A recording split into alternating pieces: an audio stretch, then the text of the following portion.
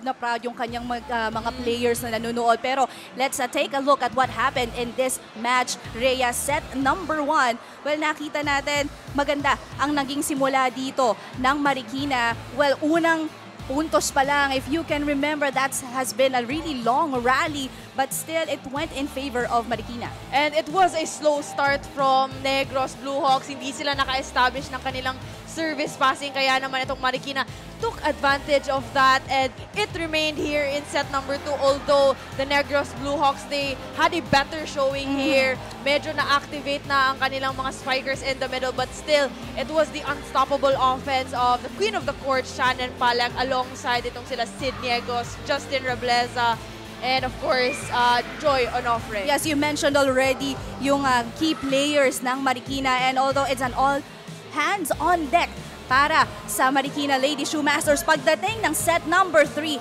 eto na, nakita na natin ulit si Angel Habacon really producing a couple of points for her team.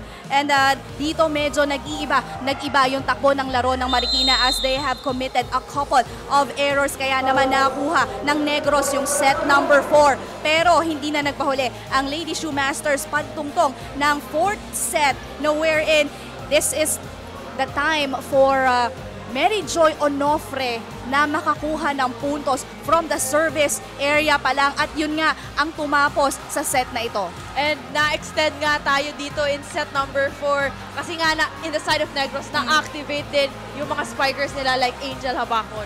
Definitely, it was a shift of momentum from these two teams pagdating ng 4th set. Pero, talagang kumapit ang Lady Shoemasters pagdating sa huli. That's why they're able to win last set.